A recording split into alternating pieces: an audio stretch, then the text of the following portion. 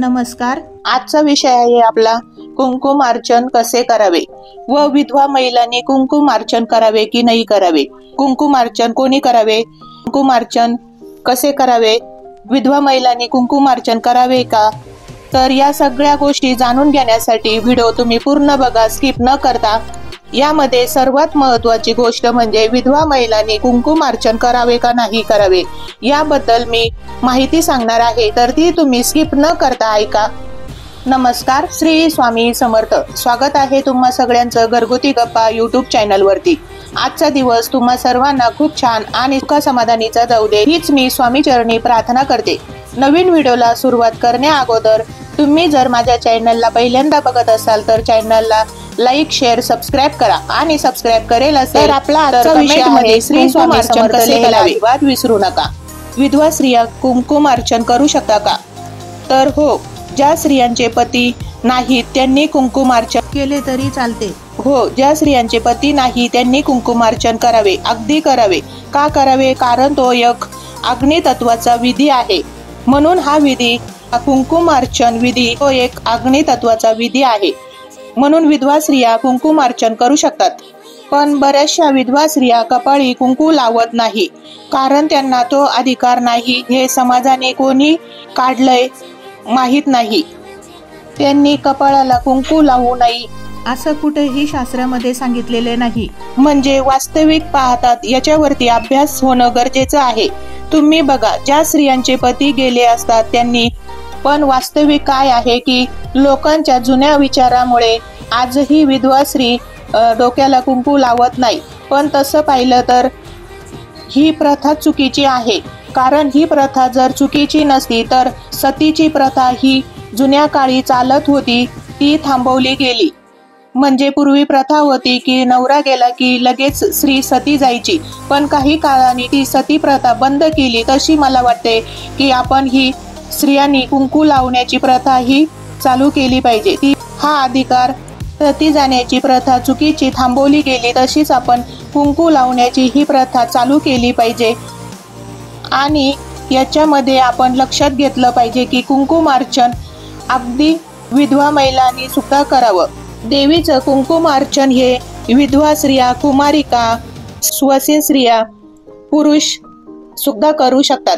तर हे सगळे जण देवीचं कुंकुमार्चन करू शकतात. आणि मी परत एकदा सांगते की हे माझे विचार आहे. मी बरंच रिसर्च करते, मी माझं अनुषंगाने मांडते, पटतं म्हणून मांडते. शास्त्रामध्ये कुठेही असं लिहिलेलं नाही की विधवा स्त्रियांनी देवी पूजा, कुंकुमार्चन करू नये असं कुठेही सांगितलेलं नाही. म्हणून मी माझे विचार हे पटतात म्हणून मांडते. कुंकुमार्चन हे कोणतीही व्यक्ती भक्तिभावाने हे अर्चन करू शकते. कुंकुमार्चन केल्याने उत्तम आरोग्य लाभते. कुंकुमार्चन हे ग्रहशांतीसाठी, कार्यसिद्धीसाठी आणि धनप्राप्तीसाठी केले जाते. कुंकुमार्चन मंत्रोपचार, पूजा आणि कुंकुमार्चनामुळे घरातील नकारात्मकता दूर होते व सकारात्मकता येते. कुंकुमार्चनासाठी देवीची मूर्ती किंवा देवीचा फोटो, कुंकू, आपल्या घरामध्ये असलेली, आमच्याकडे जो देवीचा टाक असेल, जो घटी बसेल नसेल त्यावर तुम्ही कुंकुमार्चन करू शकतात. देवीचा फोटो सुद्धा चालेल. तुमच्याकडं अन्नपूर्णा मातेची मूर्ती असेल तर ती चालेल, किंवा तुमच्याकडं श्रीयंत्र असेल तर तुम्ही श्रीयंत्रावर सुद्धा कुंकुमार्चन करू शकतात. कुंकुमार्चन म्हणजे देवीला देवीचे नाव घेऊन कुंकुमार्चन एक चिमूटभर अर्पण करणे. कुंकुमार्चन करताना कुंकुवाची एक चिमूट घेऊन देवीचे नाम जप करावे. नाम जपामध्ये देवीचे स्तोत्र किंवा सहस्रनाम नामस्मरण करा, जसे की सर्व मंगल मांगल्ये शिवे सर्वात साधिके शरण्ये त्र्यंबके गौरी नारायणी नमस्तुते. हा साधा सोपा मंत्र म्हणावा. यापैकी अजून मंत्र आहे. तुम्हाला जर ते मंत्र म्हणता येत नसेल तर तुम्हाला जे मंत्र म्हणता येत असेल ते म्हणा. तुम्ही आपल्या कुलदेवताची शास्त्रयुक्त पद्धतीने आराधना कशी करावी, तर हे मंत्र म्हणून तुम्ही चिमूट कुंकू देवीला अर्पण करायचं आहे आणि मंत्र झाल्यावर अर्पण करायचं आहे. ओम श्रीम कुलदेवताय नमः हा जप करू शकतात. ओम ह्रीम हा जप करू शकता. ओम श्रीं ह्रीं श्रीं कमलाय प्रसिद्धे ओम श्रीं ह्रीं श्रीं महालक्ष्मी नमः। ओम श्रीं ह्रीं श्रीं महालक्ष्मी नमः। ओम ऐं ह्रीं क्लीं चामुंडाय विचे।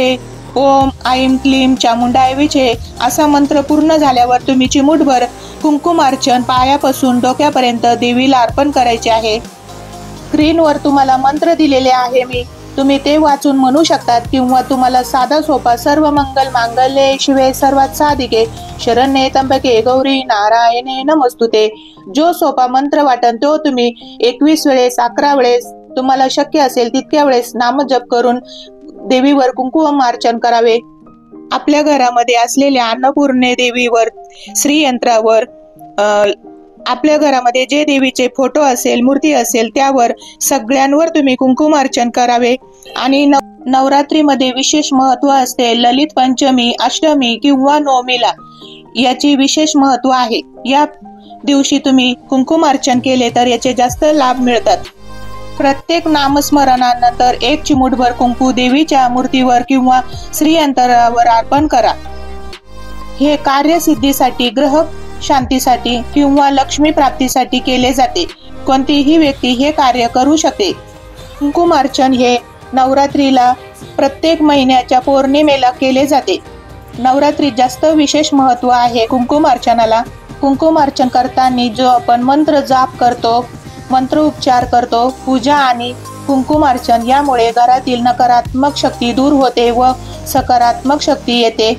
शक्तीची देवी असलेल्या देवीच्या नावाचा मंत्राचा उपयोग करून अर्चन केलेले कोणतीही व्यक्ती भक्तिभावाने हे अर्चन करू शकते। ही माहिती आवडली असेल, व्हिडिओ आवडला असेल तर चॅनलला लाईक शेअर सबस्क्राईब करा व कमेंटमध्ये तुमची जी बी कुलदेवता असेल तिचे नामस्मरण करा।